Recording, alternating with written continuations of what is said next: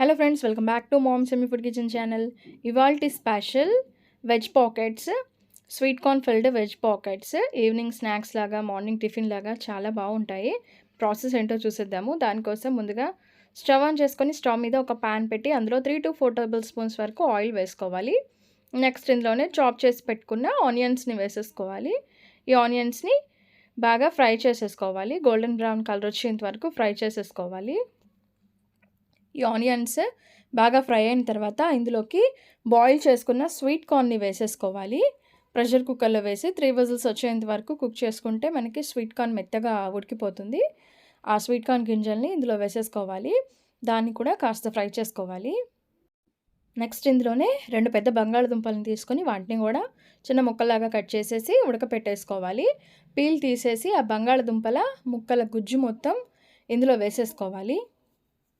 ఇప్పుడు ఈ మొత్తం మిక్స్ అయ్యే విధంగా ఒకసారి మిక్స్ చేసేసుకోవాలి గరిటెతో. ఒకసారి మిక్స్ చేసుకున్న తర్వాత ఇందులో పావు చెంచా పసుపు, టేస్ట్కి సరిపడా సాల్ట్ వేసుకోవాలి.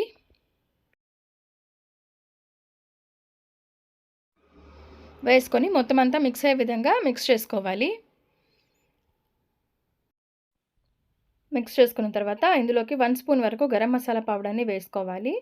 అండ్ అంతే కారంని కూడా 1 స్పూన్ వేసుకోవాలి. ఇక్కడ కాశ్మీర్ చిల్లీ పౌడర్ అయితే బాగుంటుంది, కలర్ఫుల్గా ఉంటుంది, స్పైసీనెస్ తక్కువగా ఉంటుంది. సో ఆ కారం యూస్ చేస్తే బాగుంటుంది.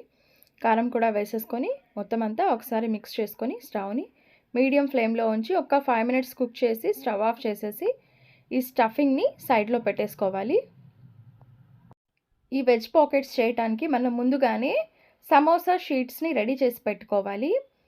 ఈ సమోసా షీట్స్ని మధ్యగా కట్ చేసుకొని వాటిలో ఈ స్టఫింగ్ని ఫిల్ చేసేసుకొని మనం దీన్ని పాకెట్ లాగా రోల్ చేసుకోవాలి. రోల్ చేసుకున్న తర్వాత ఇది ఆయిల్ ఫ్రైలో విడిపోకుండా దీనికి మైదా పిండిని కాస్త ఇక్కడ రాసేయాలి.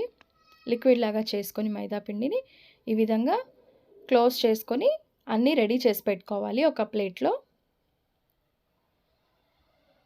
నెక్స్ట్ వీటిని ఆయిల్ ఫ్రై చేయడానికి స్టవ్ మీద ఆయిల్ హీట్ చేసుకోవాలి.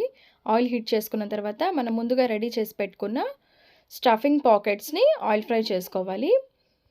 ఇక్కడ ఈ షీట్స్ అనేవి మనము మైదా పిండితో చేసుకోవచ్చు, లేకపోతే గోధుమ పిండితో కూడా చేసుకోవచ్చు. అండ్ మనకి రెడీమేడ్గా కూడా సూపర్ మార్కెట్స్లో అవైలబుల్గా ఉంటాయి. స్టవ్ని మీడియం ఫ్లేమ్లో ఉంచి మాత్రమే ఫ్రై చేసుకోవాలి, లేకపోతే పైన కలర్ వచ్చేసి లోపల కాస్త కుక్ అవ్వవు. 5 మినిట్స్ తర్వాత మనకి వెజ్ పాకెట్స్ అనేవి బాగా ఫ్రై అయిపోయి రెడీ అయిపోయాయి. ఇప్పుడు వీటిని ఒక టిష్యూ వేసిన పేపర్లోకి తీసేసుకోవాలి. అంతేనండి, మన వెజ్ పాకెట్స్ రెసిపీ రెడీ అయిపోయింది. మీకు కనుక నా రెసిపీ నచ్చినట్లయితే నా ఛానల్ని తప్పకుండా సబ్స్క్రైబ్ చేసుకోండి.